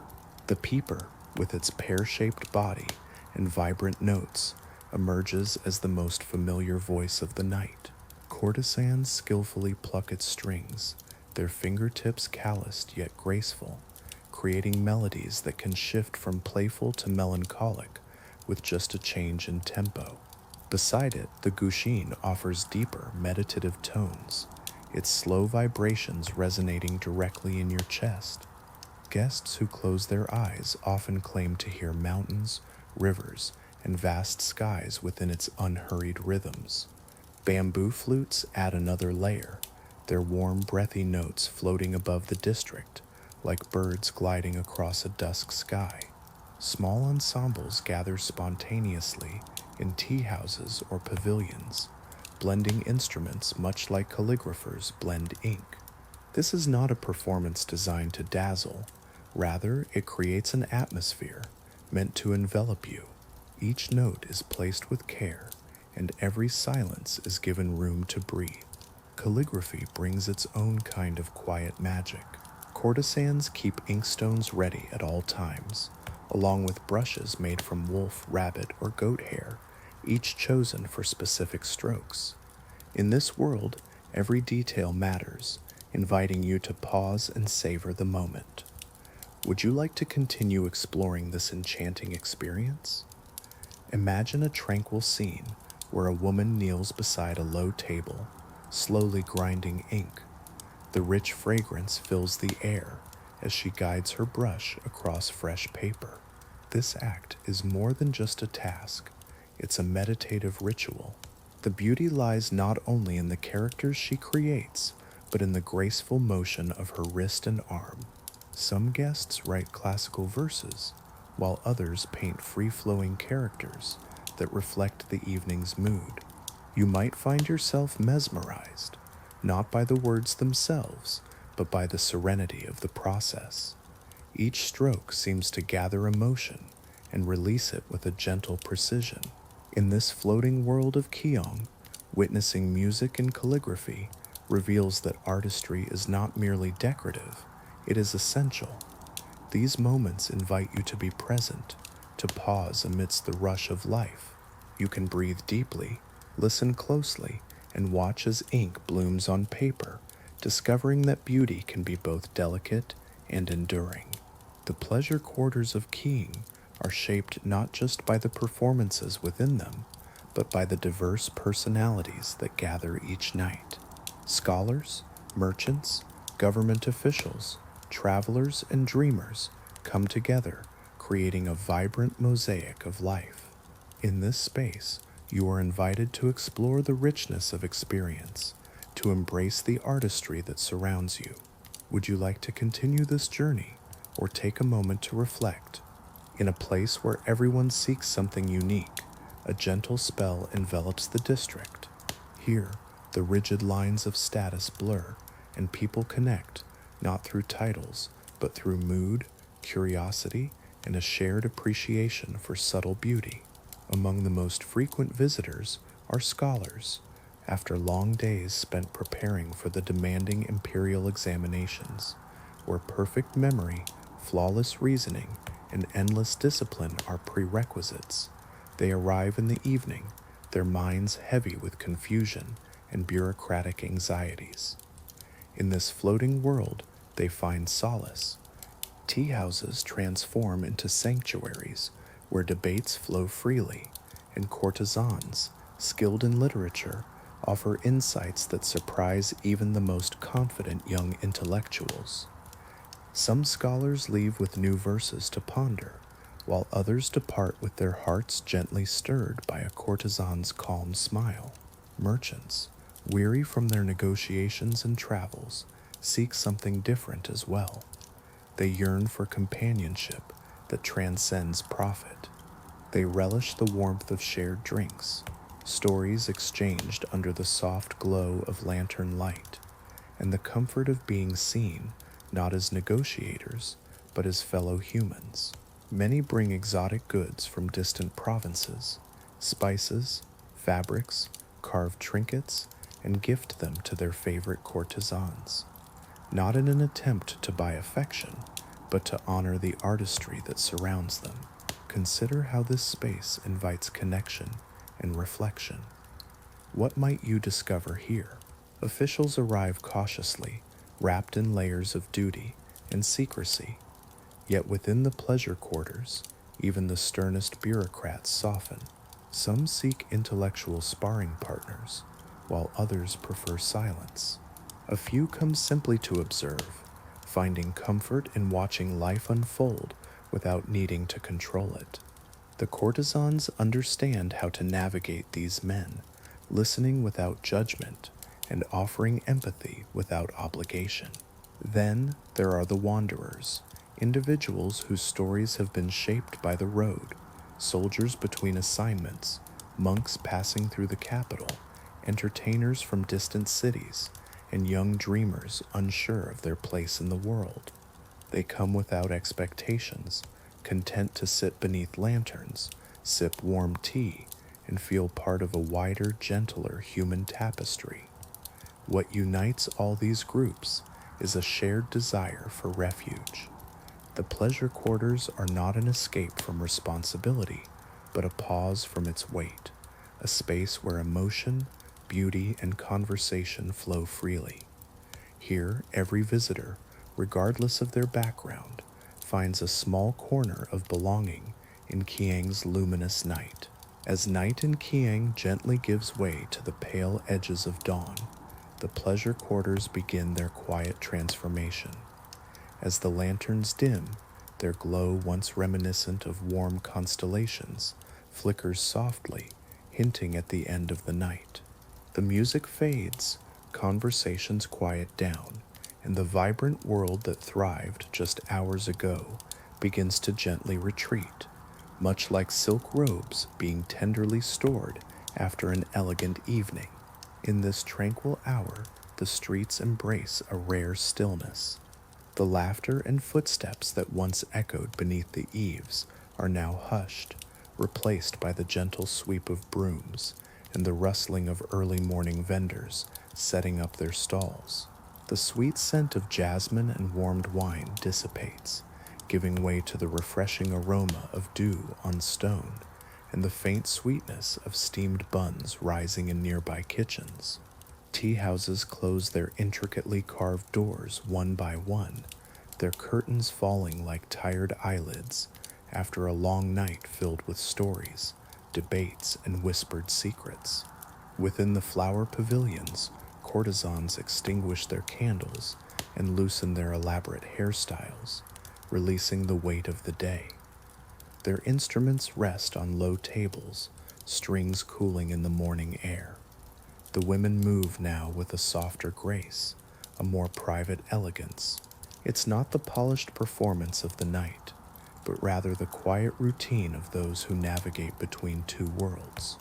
As you reflect on this scene, consider the beauty in transitions, the gentle shift from night to day, and the stories that linger in the spaces we inhabit. You sit by your window, watching as the sky gradually brightens. Perhaps you take a moment to write a final line of calligraphy, a gentle way to settle your mind before sleep. For you, dawn is not a new beginning, but rather a bittersweet end. Outside, hidden gardens fall into a profound silence. Moonlit ponds, once reflecting whispers of secrets shared, now begin to mirror the first hints of sunlight. Koi swim lazily, undisturbed by the absence of voices around them. The pavilion stands empty, its paper windows glowing softly, as if holding on to the last traces of the night's memories. You may notice how the atmosphere shifts from enchantment to rest, from intimacy to stillness. Patrons depart slowly, each step carrying the lingering softness that this district so carefully nurtures. Scholars clutch their robes a little tighter, lost in thoughts of poems recited just hours before. Officials walk with lighter expressions, their burdens momentarily lifted. Merchants inhale the cool morning air, savoring the rare sensation of having spent the night not in negotiations, but in gentle companionship. As the sun rises fully, the floating world begins to fade, transforming the pleasure quarters into something ordinary once more, just another part of the city. Yet, those who have walked its lantern-lit paths carry something precious within them, a fleeting feeling of having lived, even briefly, in a realm crafted by art, beauty, and human connection. As night falls, Keong's hidden world comes alive once again, ready to share an evening filled with soft light, cherished companionship, and dreams woven from music and silk.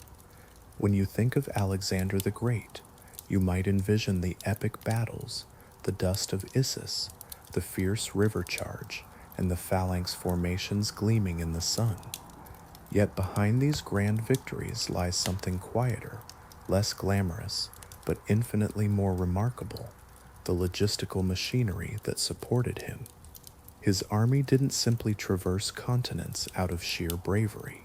Each march was meticulously calculated, every supply line carefully maintained, and the entire system functioned with remarkable efficiency. From the moment Alexander departed from Macedon in 334 BCE, he wasn't merely leading soldiers. He was at the helm of a moving city, nearly 40,000 strong. This city spanned kilometers, comprising not just warriors, but also cavalry, engineers, siege specialists, medics, blacksmiths, cooks, scribes, and interpreters. Trailing behind were thousands of animals, mules, camels, and pack horses, each burdened with tools, provisions, spare weapons, and medical supplies. And with no trucks, engines, or radios, this army managed to coordinate its movements across some of the most challenging terrains on Earth with a precision that modern militaries continue to study. Isn't it fascinating how such a complex operation could thrive without the technology we take for granted today? As you reflect on this, consider the layers of strategy and planning that made these legendary feats possible. Imagine a brilliant military strategy, inherited from a visionary leader. Alexander, son of King Philip II, takes this foundation and refines it with precision. His army travels remarkably light, streamlined for efficiency. Each soldier carries only the essentials: weapons, armor, a cloak, a few days' worth of grain, and often just a simple cooking pot. Tents? Those are primarily for officers. The ordinary soldiers sleep under the vast open sky, minimizing baggage and maximizing speed. The less they carry, the quicker they can move. For Alexander, speed is as lethal as any weapon, but movement is just one part of the equation. The real genius lies in how he supplies his army. Alexander knows that food, water, and fodder are just as crucial as bronze and iron. His scouts venture days ahead, meticulously mapping out wells, rivers, and villages. They secure local cooperation before the army even arrives, ensuring that when they march, they have the necessary resources. If a region cannot support the troops, routes are adjusted. If grain is required, caravans are organized to meet the demand. In barren lands, rations are carefully managed, and marches are shortened to prevent exhaustion. This meticulous planning transforms Alexander's army into something extraordinary for its time. They possess the ability to move swiftly, strike unexpectedly, and endure in conditions where others would falter. This is the essence of Alexander's military prowess, a blend of speed, strategy, and survival that sets him apart from any other leader of his era. You may not see them, but logistics are the heartbeat of any great endeavor.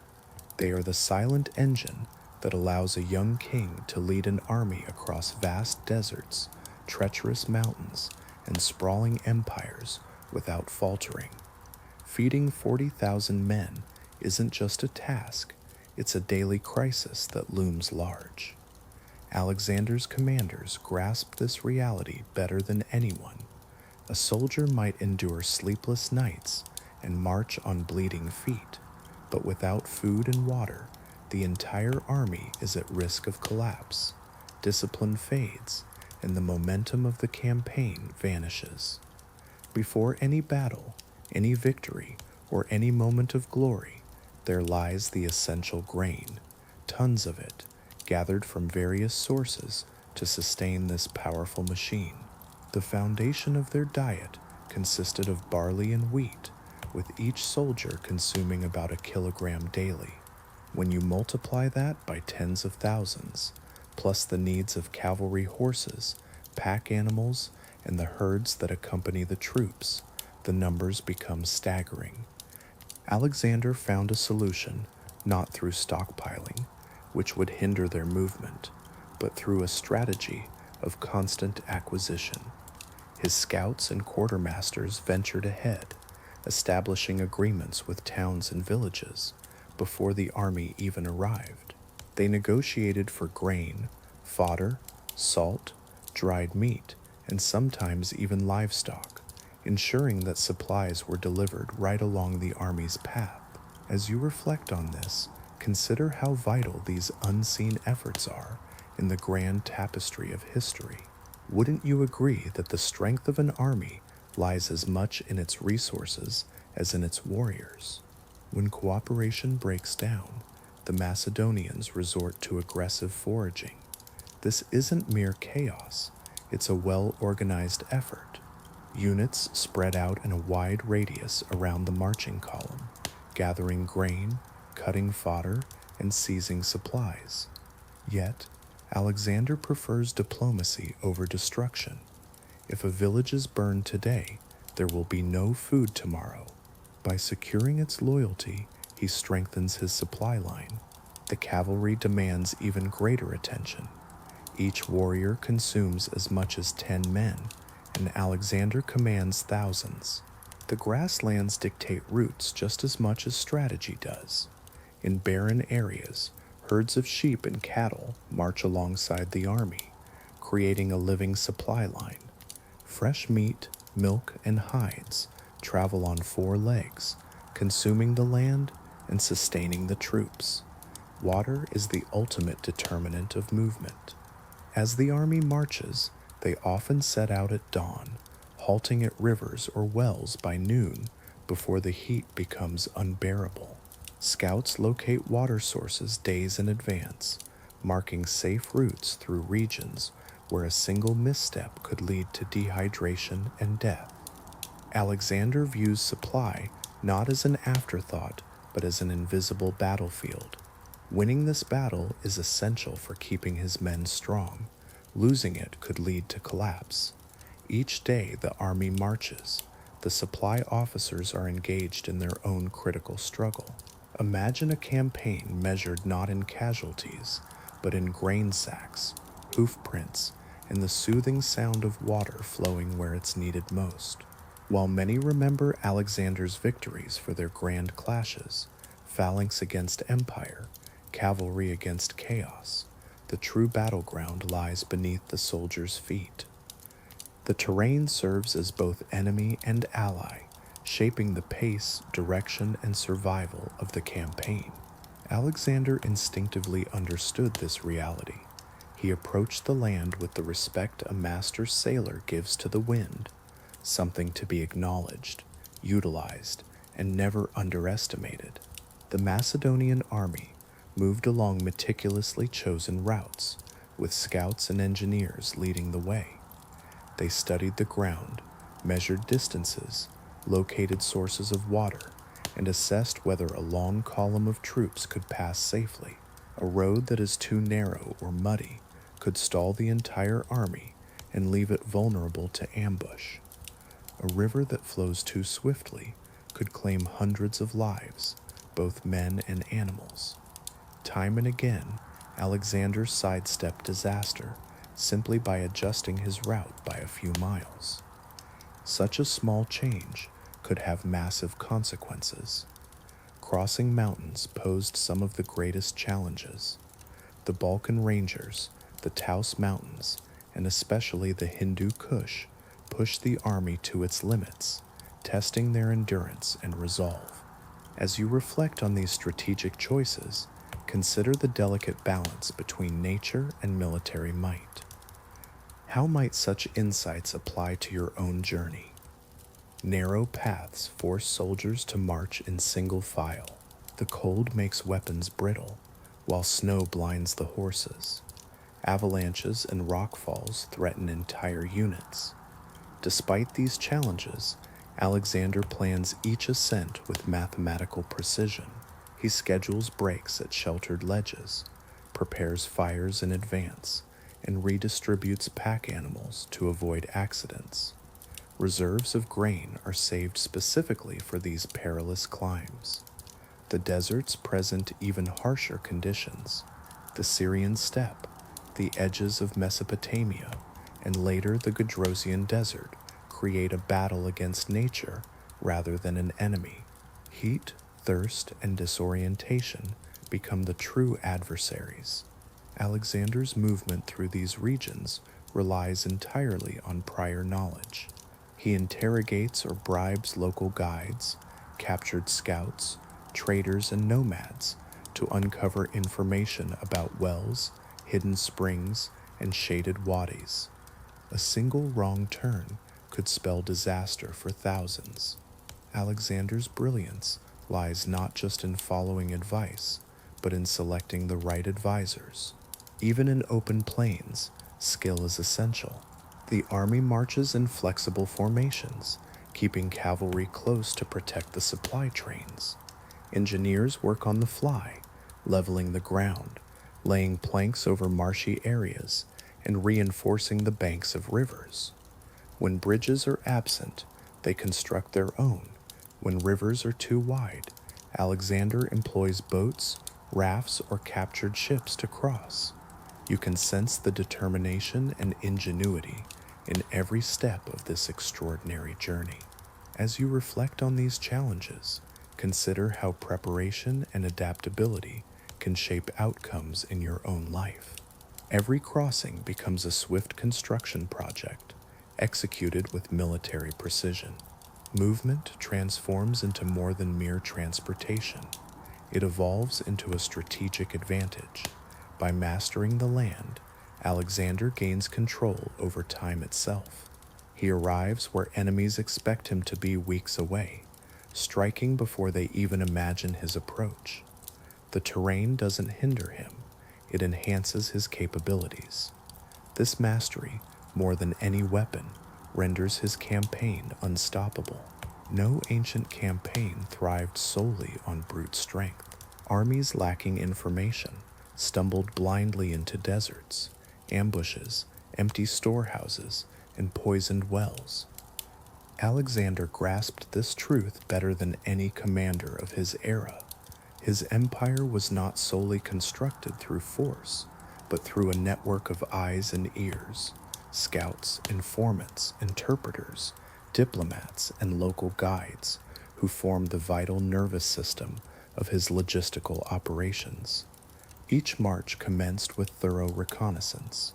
Days before the main force moved, Alexander's light cavalry scouts ventured out in wide arcs, sometimes covering up to 50 kilometers in a single day. They meticulously mapped the terrain, assessed water sources, counted livestock in nearby villages, and kept watch for hostile forces. Their reports dictated every decision: the route, the pace, the timing, and the need for supplies. A single inaccurate report could lead to disaster, while an accurate one could save thousands. Yet scouts alone were not sufficient. Alexander relies heavily on local cooperation. In Asia Minor, he negotiates with Greek cities that eagerly open their gates. In Syria and Mesopotamia, he makes deals with caravan traders who are intimately familiar with every well and oasis. In Bactria and Sogdia, he transforms captured tribal leaders into guides rather than enemies, offering them positions, wealth, or amnesty. He understands a simple yet rare truth for his time. A coerced guide tells you where you want to go, but a willing guide shows you where you truly need to be. Linguistic intelligence plays a crucial role in his strategy. His army employs interpreters skilled in Persian, Aramaic, Egyptian, and numerous regional dialects. They engage villagers about food supplies, inquire with shepherds regarding mountain passes, and listen to merchants' rumors about enemy movements. Sometimes, Alexander himself conducts interrogations. His curiosity is legendary. A single shepherd, a caravan driver, or even a child who knows the location of a hidden spring can determine whether the next day's march ends in success or disaster. Diplomacy is as vital for logistics as it is for strategy. Alexander often sends envoys ahead of his army to negotiate supplies, request safe passage, or persuade local rulers to cooperate through intimidation. As you reflect on these strategies, consider how vital local knowledge and cooperation can be in any endeavor. Would you approach challenges differently, drawing on the insights of those around you? Cooperation leads to sustenance, while resistance brings devastation and hunger. Alexander understands this well, so he makes cooperation advantageous. He offers protection in exchange for loyalty, autonomy for obedience, and honor for assistance. Many local leaders find partnership preferable to destruction. Information transforms the army into a precise instrument. Without intelligence, even the bravest warriors can struggle. Bravery alone cannot locate rivers, replenish grain stores, or uncover hidden paths. Alexander's scouts and informants do more than support his campaign, they empower it. They turn uncertainty into predictability, and predictability into triumph. While battles may shape Alexander's legend, it is the sieges that test his resilience.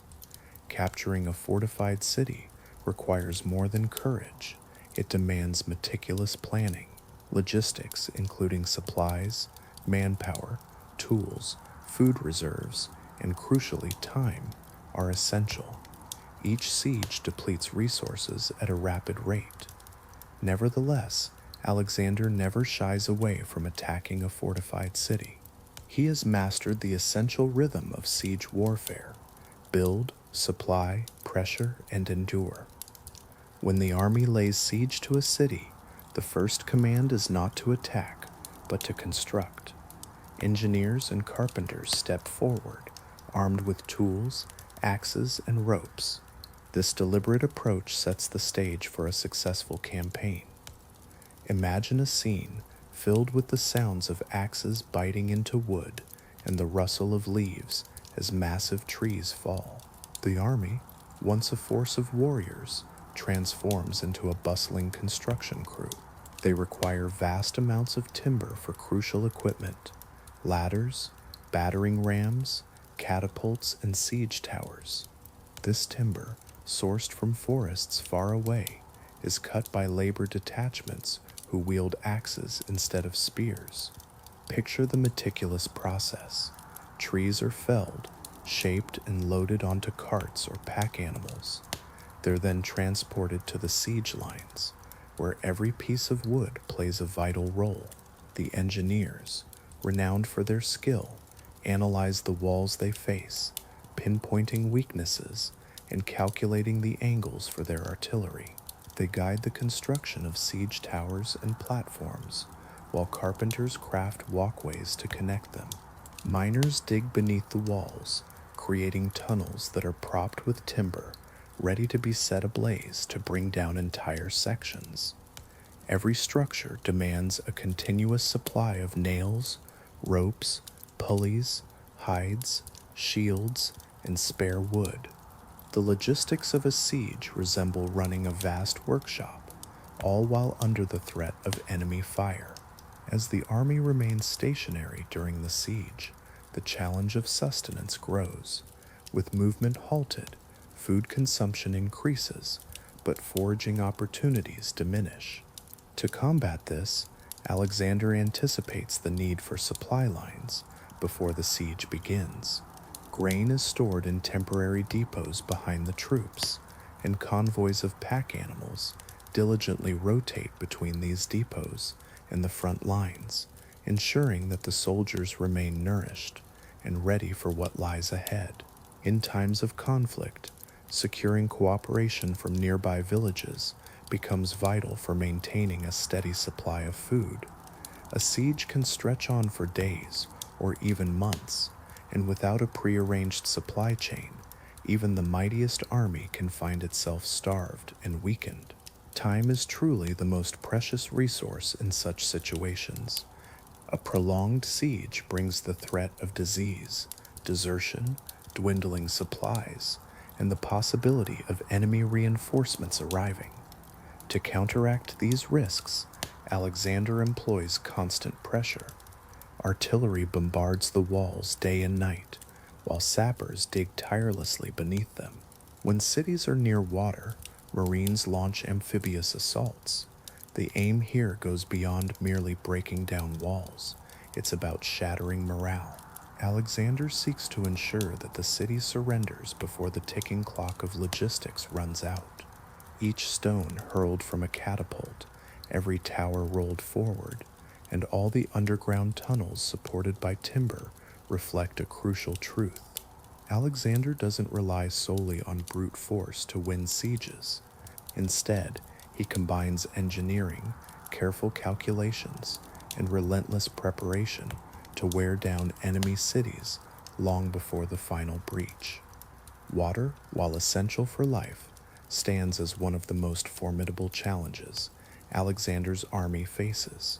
Rivers can be unpredictable, with floods threatening to destroy camps and strong currents capable of sweeping away cavalry. Wide crossings can split the army, leaving parts vulnerable to ambush. In this complex dance of strategy and survival, every decision counts. Imagine a time when a commander named Alexander faced the challenge of crossing rivers that stood between him and victory. He crossed more major rivers than any leader of his era, including the Granicus, Tigris, Euphrates, and Indus, along with countless smaller streams. Each crossing was not just a march, but a marvel of coordination, engineering, and timing.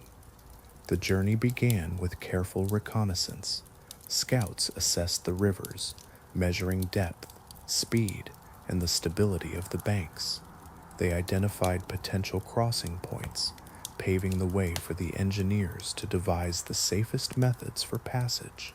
In shallow waters, soldiers formed tight formations, linking their shields to break the current. Horses swam alongside, guided by reins held high. Yet deeper rivers demanded a different kind of ingenuity. Whenever possible, Alexander utilized ferryboats and makeshift rafts. Local vessels were either seized or hired, and horses were transported on barges, or they swam, assisted by handlers paddling beside them. The army creatively lashed together reeds, logs, and inflated animal skins to construct buoyant platforms capable of carrying essential supplies like siege equipment, carts, and grain. Artillery was carefully dismantled, transported piece by piece across the water, and reassembled on the opposite bank. One of Alexander's most clever strategies was psychological in nature.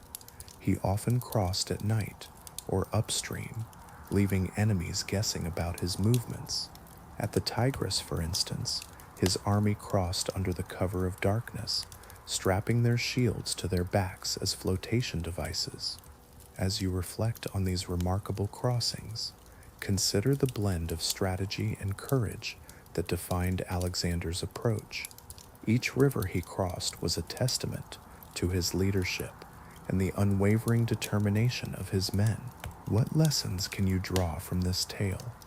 Imagine a scene where a determined leader, Alexander, meticulously guides his troops along the riverbank, creating confusion for King Porus. He cleverly utilizes a hidden island upstream to orchestrate a surprise crossing, all while heavy rain pours down. Once Alexander gains control of the Phoenician ports, a remarkable transformation occurs in maritime logistics. Skilled shipwrights from Sidon and Tyre come together to build and repair vessels, enabling fleets to transport essential supplies like grain, siege equipment, and reinforcements along the Mediterranean coast. This innovation makes coastal marches significantly safer for his army. As Alexander ventures further into Mesopotamia and India, river fleets evolve into floating supply depots. These boats accompany the army, carrying vast quantities of grain, medical supplies, extra weapons, and even replacement horses. What were once obstacles become highways, facilitating movement and supply. Yet storms pose relentless challenges. At times, Alexander must pause for days, waiting for the currents to calm or for engineers to construct sturdier rafts. He knows that rushing a river crossing can lead to disaster, potentially dismantling his army more effectively than any enemy could. Each successful crossing enhances his legendary status. Ultimately, The true victory lies in logistics. Alexander conquers rivers, not through sheer bravery, but through meticulous preparation, engineering expertise, and a disciplined approach that transforms treacherous waters into pathways across an entire continent. As you reflect on this strategic brilliance, consider how preparation can turn challenges into opportunities.